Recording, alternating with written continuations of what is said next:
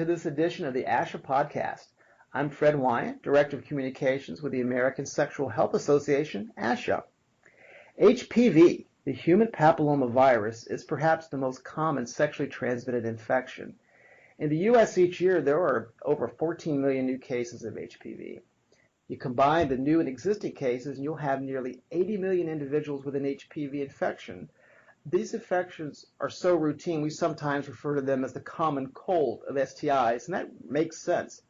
The majority of sexually active people are actually thought to have one or more HPV infections in their lifetime. So, as you might imagine, HPV keeps us pretty busy, and we field countless questions on the topic.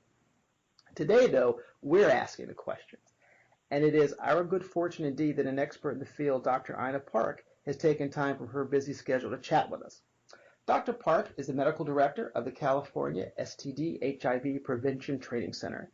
She's also an assistant professor at the University of California, San Francisco, in the Department of Family and Community Medicine, and she provides clinical care and teaching at San Francisco General Hospital. That is a busy schedule indeed. So Dr. Park, welcome, and thank you for taking time to talk with us today. It's my pleasure, Fred. So, wow, there's a lot of HPV and a lot of different types of HPV. Yes, sir. In fact, there's now over 170 different types of HPV that have now been classified, and they can generally be divided into the types that cause cancer and those that would not cause cancer or would cause things like common warts on the hands or genital warts. And so the types that can cause cancer might cause head and neck cancer, cancers of the anus or the cervix, and then the other types would not have any opportunity to cause cancer but could cause a lot of other issues like warts. Okay. And you're talking about 170 types or even more. So how do people acquire these HPV infections? You know, depending on what you're doing and what type it is, you know, things like HPV that causes warts on the hands can just be through skin-to-skin contact. And then in the case of the 40 or so types that infect the anogenital tract, those can be transmitted through skin-to-skin contact that could be acquired during sexual contact. But even things other than sexual intercourse can transmit HPV, so just touching genital to genitals or touching hands to genitals, for example. Okay, so that sounds like an important point. So there are many different types of HPV, but not all of them are linked with sexual contact. Correct. About 40 types are linked to sexual contact, more or less. Okay. When we talk about HPV, the cancer-causing types, especially those associated with cervical cancer, understandably get a lot of the spotlight. Yeah. But you mentioned warts, and genital warts, or to be more precise, anogenital warts, are an important sexual health matter in their own right. So let's talk about that. First off, what are the symptoms of warts? What do they look like? You know, warts can have a lot of different appearances, and so when someone is sort of, you know, looking and seeing a new growth down in the anogenital area, if they're not sure if it's a wart, it's a good idea to come in and have it checked. But they can be anything from like a small little flesh-colored bump all the way to something that looks like a little head of a cauliflower, and in fact, they can get quite large and can even be kind of like moist and looking like sort of like a large cauliflower-like growth with a little bit of bleeding, and so there's a huge range of what warts might appear like. And how are warts diagnosed clinically? You know, there's not any special test, Fred. Really, when someone comes in and says, you know, I think I've got something growing down there, or I think I might have a wart, you know, really it's just with visual inspection. So it's basically just having a good light and getting close to where the lesion is and taking a look at it. And just based on your, you know, clinical judgment and your knowledge of what warts can look like, and that's sort of how the diagnosis is made. In rare cases, Fred, when something is bleeding or is sort of stuck to the tissue and you're a little bit worried that it could be either cancer or a warty growth, sometimes you need to take a little specimen or what they call a biopsy to see whether or not it's a wart or something more serious, like a precancer or a cancer. You said there's no real test. So would you, I mean, I know there are HPV tests. So would you talk about why are there no tests for warts or anything other than just a visual inspection? Sure.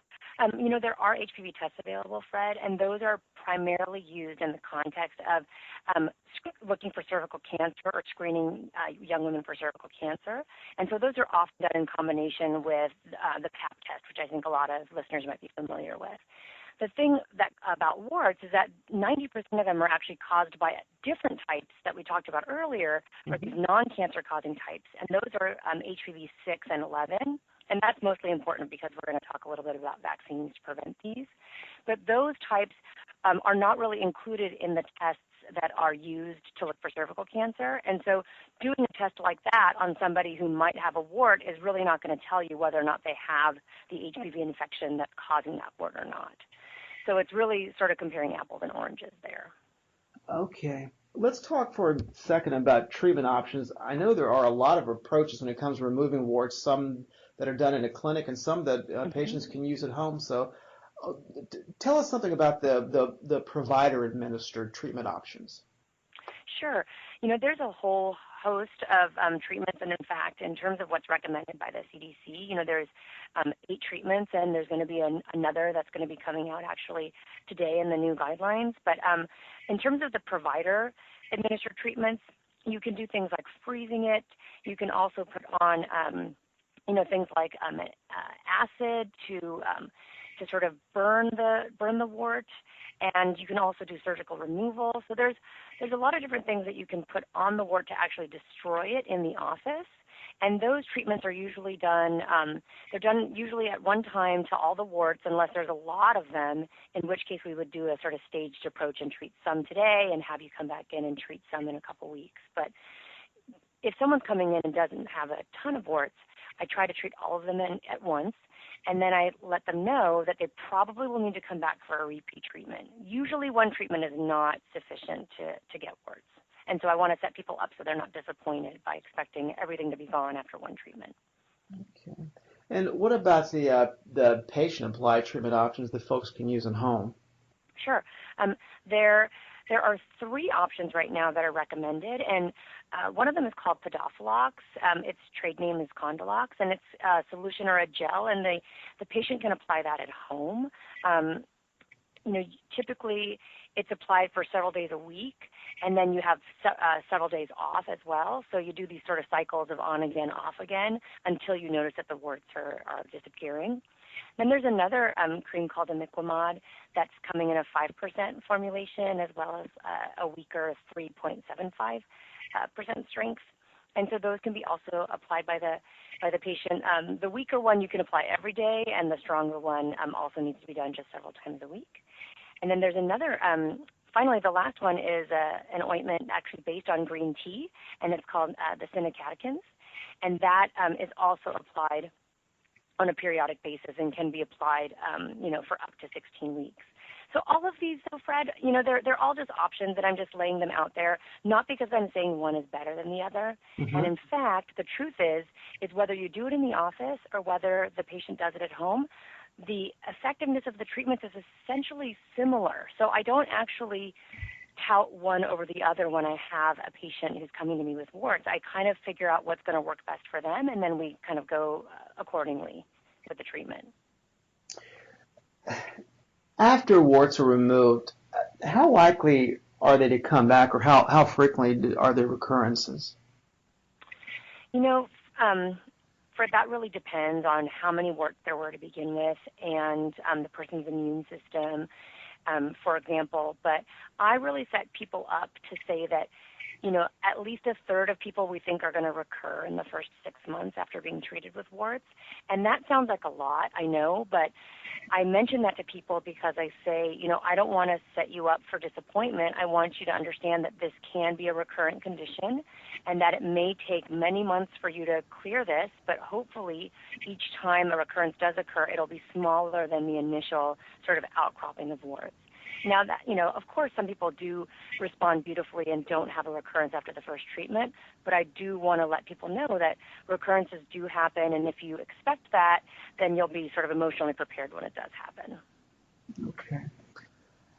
Let me ask about the psychological and social impact of HPV and warts. If somebody has a common wart on their elbow or their finger, it may be annoying, Mhm. but they probably don't get too upset about it. But you Right. put the same thing below the waistline, and it's a whole different area, right? So Absolutely. yeah, and also we get a lot of questions about partners. So let me ask about partners first. So Sure. when someone is diagnosed with an HPV related disease like warts, it's generally assumed their sex partner shares the virus. Is that fair to say? You know what? That is really fair to say. One of the most common things that happens when someone comes in and gets diagnosed with warts is they ask me, well, who gave this to me, and my partner's cheating on me, and they typically get really upset about that. And so, I think that's a really important thing to mention to somebody when they're coming in with this condition is that it's impossible usually to tell who gave HPV to whom, and unless the person was never sexually active in the past, it's hard to pinpoint exactly which partner might be responsible, or perhaps it was them that they already had the infection and they didn't realize it, and they just happened to develop the warts now. And so I think a large amount of time is spent with, just counseling the patient on the fact that this is not a sign of infidelity and that your partner is likely to share the HPV types that you do have. And actually, there's been some research to show that there are also partners who not only share some types of HPV, but they also have types of HPV that are different from one another as well. So both are true. Okay. Are there any worries about reinfection after treatment, or that a couple will make it worse by continuing to have sex? That's a good question, Fred. That's certainly been looked at in the context of cervical precancer, and there have been some studies that have looked at if a woman has a precancerous lesion on the cervix caused by HPV, if her partner does use condoms, then there is a greater chance that that lesion will get better than if they continue to have unprotected sex.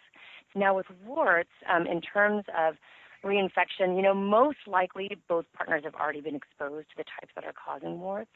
And so in terms of when once the wart is removed, what should folks do? If they were not interested in using condoms, I don't tell them that they need to use condoms to protect the other partner because most likely both partners have already been exposed. Does that make sense?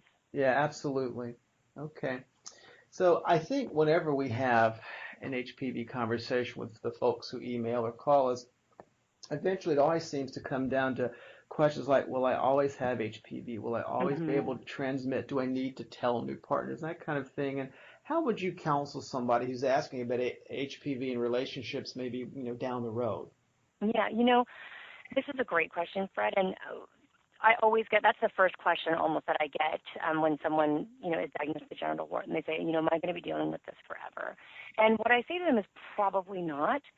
Many people, in terms of being able to detect HPV with the most sensitive test that we have, most people after they get an HPV infection will clear it after 2 years. Now, that's not always the case. There are some people that have chronic infection for many decades, but generally speaking, the average person should clear HPVs to a point where you can't detect it, after about 2 years. And so in terms of what the CDC recommends for disclosing to partners, it's really different than it is for genital herpes. So they don't routinely recommend that you need to tell a future partner about a remote history of warts, especially if they've resolved and you haven't had any recurrences. What I would say, though, is that when someone does have warts, even if it is a very small outbreak, I tell them if you've got warts now, you should let your partner know because the fact that you have warts says that you definitely have an HPV infection that is reproducing and is shedding virus. So we know that you're doing that right now, and it's a good idea to disclose now. But, a few years later, when everything's been dealt with and you haven't had a recurrence in a while, it's not really necessary to let partners know that you had a remote history because, again, Fred, we're all going to get HPV at some point in our lives. Right. Right. And that's the big thing to keep coming back to, I believe. Just again, it's the common cold of STIs, right? It is. And I just want everyone to think like, hey, I'm infected, you're infected, we're all infected, and it's okay. Well, that nicely segues back to what I mentioned a few minutes ago about stigma. And I think we've pretty well established that there is stigma and a psychological fallout from having Sure. HPV and warts. And I'm reminded of a call I had. So it's been a while, but a woman who had an abnormal Pap test result, and she was told she had a high risk or cancer linked type Yep. of HPV. She called. And her only worry was that she might develop something visible, like in the way of warts, because usually abnormal cervical cell changes aren't going to manifest in anything you can really see, or feel, Right. unlike an external wart. And that was the only thing she wanted to talk about. And the fact that she had a cancer-linked HPV, even though cancer is not a common outcome, especially when detected early, and all that, she didn't care about that. She would actually cut me off and say, yeah, I get that, but will I actually see anything? Will anything be visible? And that's all she cared about. It's interesting because people are so concerned that they're going to be rejected by their partner, Sure. or that their partner is going to think that, they must have been up to something, or, they must have been unfaithful. And so, yes, I think people are also afraid that, that the warts might be disfiguring, or that they might have permanent scarring. And, that's very, very unusual. And I think another way to sort of frame this for us is that, this is really just it's a nuisance. The fact that we all get HPV is something that hopefully will make people feel a little bit better. And then, the person that's dealing with warts might say, like, well, why me? Why am I dealing with this? And the truth is it is just it's a little bad luck there, because, again, so many of us are walking around with HPV 6 and 11. Before a vaccination was around, when we look at sort of national surveys, probably at least 6% of 14 to 19-year-olds were walking around with HPV 6 and 11, but just a select few are going to get warts. And so I just tell them, yes, you're unlucky right now. Might be your immune system, might just be, sort of luck of the draw. But this is a nuisance, and you're going to get rid of it, and you're going to go on to, have a totally normal life and a totally normal sex life in, the vast majority of cases. Let's talk about vaccines and prevention. And before we get to the vaccines, I actually did want to go back to the topic of condoms. You mentioned Sure. that a few minutes ago. So just how well do condoms work in reducing HPV transmission?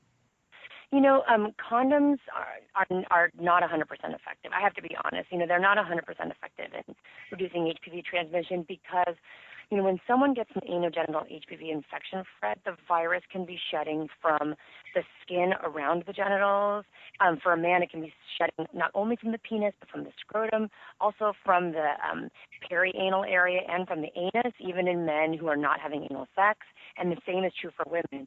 So the skin of the anogenital tract might actually be shedding virus, and the condom is only covering the penis. And so, unfortunately, you're not going to be able to prevent all transmissions that way, but certainly it helps. And we're not obviously going to cover ourselves in latex every time we go out and try to have sex. And Right. so we can't, we can't cover everything. Condoms certainly are helpful, and certainly if you had a wart on the penis, or if the woman had a wart and is having sex with a man, it certainly makes sense to use a condom if you want to protect yourself and someone's got an active infection with HPV and visible warts. But condoms are not going to protect you 100% from catching HPV, which is why we all have it. There you go. So on the subject of vaccines, two of the vaccines on the market, GlaxoSmithKline, Cervarix, and Merck & Company's Gardasil, protect against the two of the high-risk types, HPV 16 and 18 respectively, that are found with most cervical cancers. And Gardasil also protects against the low-risk types you mentioned, HPV 6 and 11, which together are found with most cases of genital warts. And in late 2014, a new version of Gardasil was approved called Gardasil 9. And in addition to all the types covered by the original Gardasil 9 has protection against an additional 5 high-risk or cancer-causing types that are found with cervical and some other cancers. So it sounds like we've kind of got the goods as far as the vaccine goes. So how well do they work? All of the vaccines, both the bivalent or Cervarix vaccine and both Gardasil products, Gardasil 4 and Gardasil 9, are all highly efficacious against the HPV types, that are included in the vaccine. So I would say, I can't sort of split hairs and say which one is better than the other. They're all highly effective for the types that are included in the vaccine. And so there's no doubt in my mind that the vaccines do work, but they have to be administered before someone gets exposed to HPV. So ideally, they would be given to our preteens before they start doing any kind of sexual exploration. So that's certainly before any kind of, either anal sex, oral sex, or vaginal sex. But even before people start exploring sexually, it's important, those activities, just like touching or rubbing genitals to genitals, can transmit HPV. So it's really important to get people vaccinated before. And if you do that, then the vaccines are very efficacious. So that was my next question. Who should be vaccinated against HPV? It sounds like young people should be, mainly. Yes. I mean, the Advisory Committee on Immunization Practices has recommendations that really every 11 and 12-year-old boy and girl in the U.S. should be vaccinated routinely.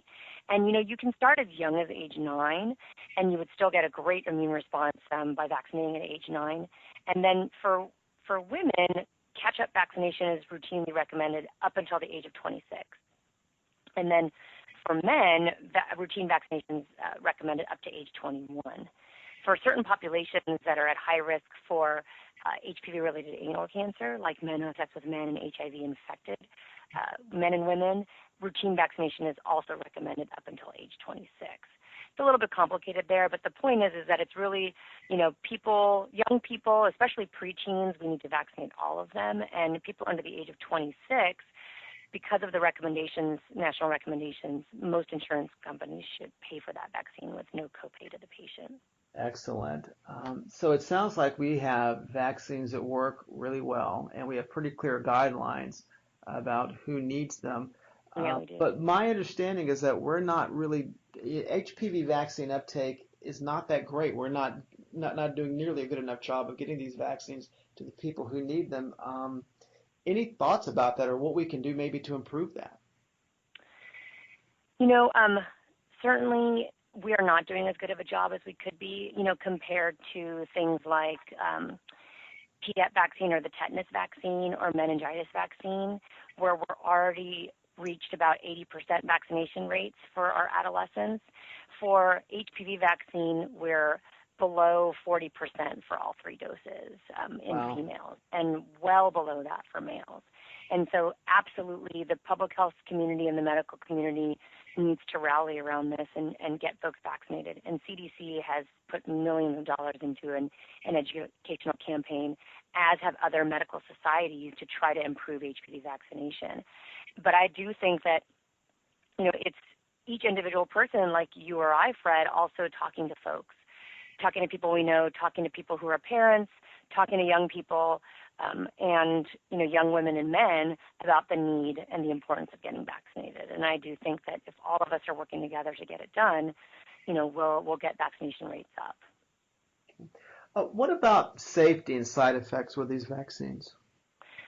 That's a great question, because the vaccines, especially Gardasil 9, which just came out in 2014, is a relatively new vaccine. The other 2 vaccines have been out since 2006 and 2007.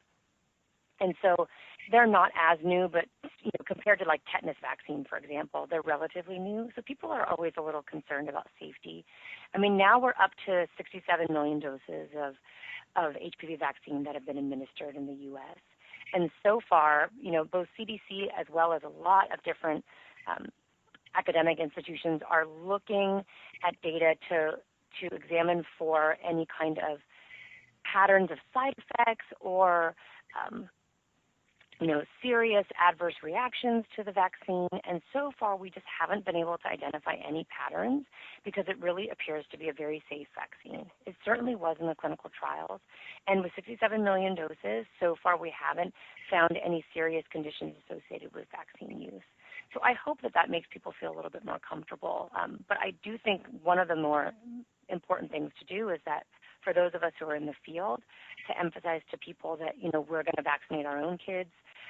We recommend vaccination to our family members, and just letting people know, here are the data, but on a personal level, I believe in this vaccine, and I believe that it's safe. I think both of those messages are really important to get across to people.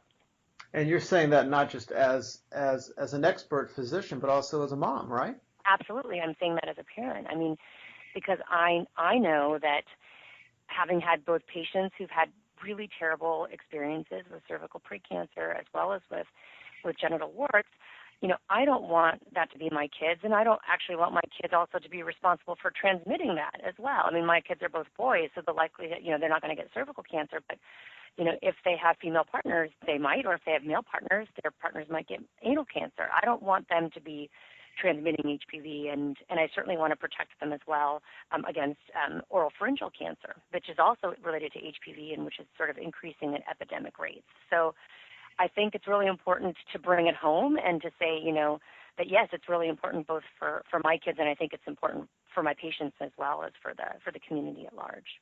And you mentioned oral pharyngeal cancer. Is that of the mouth, oral cavity, that kind of thing? Yeah, exactly.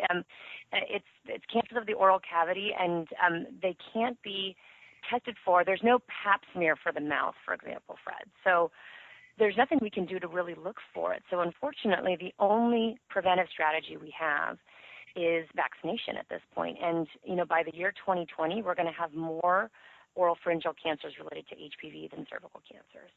And so it's certainly something we want to pay attention to. Maybe we should talk about that just for a second, because Sure. people do ask us about oral sex and HPV, and they're worried about it. Yeah. I mean, how should we? I mean, what do we tell people? Like, my partner is HPV. We've had oral sex. My God, what do I do? Do I need to do anything? Can we still have oral sex? I mean, what messages do we need to get out there? Fred, this is a hard one because I want people to have a happy and enjoyable sex life and not have a lot of fear around this. The truth is that if your partner was diagnosed with warts, for example, I'll just take an example of, let's say we have two male partners and one of the male partners has warts on the penis. The concern by the other partner might be, am I going to get some sort of HPV strain in the oral cavity and be at higher risk for cancer? So first of all, if your partner has warts, those are the types of HPV that don't cause cancer. So there's one thing. If they do have an HPV infection with a cancer-causing type, the truth is that there's no way for any of us to really know that. Most of the time those infections don't cause any symptoms. And so I don't think that we can go around sort of fearful and, being afraid to do anything because someone may or may not have a cancer-causing HPV infection. But I do want people to know that HPV-16 especially is related to these cancers, and they could be transmitted through oral sex. So the important thing really is to get vaccinated. But for somebody who might have been exposed, unfortunately, there's not a whole lot I can do to reassure them except to say that, the likelihood of you getting oral cancer is very, very low, and, you're probably going to be in the 90% that are going to get rid of it in a couple of years. But again, Fred, it is hard because it's not something that we can see, and it's not something that, we can know whether or not we're being exposed to. So when people ask me about this, often I'll say, I'll try to give a sense of perspective. I'm like, look, there's a lot of HPV and there's a lot of people having oral sex, but there are not a lot of people having these head and neck oral cancers. Is that a fair perspective? Yeah, exactly. I mean, we're talking about, and I can pull up actually exact numbers here, but we're talking about for cervical cancers about 12,000 cancers per year, and oral cancer hasn't reached those numbers yet. It's going to exceed 12,000 in a few years. So my point is that if there are 14 million people getting HPV per year, and 80 million people walking around with HPV infection, and just really a couple thousand cancers, then the chance of some individual person getting cancer is incredibly low. But that being said, I still want everyone to get vaccinated, of course. I want all of our young people getting vaccinated so they definitely don't have to deal with that. Very good. Dr. Ina Park has been our guest today. Thank you so much. I mean, there's so many issues and so many questions around HPV, and I appreciate your time as you help us sort through this, and I'm sure we'll be talking again soon. I just can't thank you enough. That this has been very enlightening for me, and I know that the listeners will enjoy it as well. Dr. Park, thank you. Fred, it was my pleasure. Thank you. So thanks to everyone who downloads and listens to this podcast. We'll have more to come, so check back often. We're online at ASHAsexualhealth.org, ASHAsexualhealth.org, and of course, follow us on Twitter at InfoASHA, and be our friend on Facebook. You can also sign up on the website to receive ASHA's update emails, and we'll let you know what's happening in the world of sexual health, including new resources as we roll them out, such as this podcast with Dr. Ina Park. So until next time, this is Fred Wyand for ASHA. So long, everybody.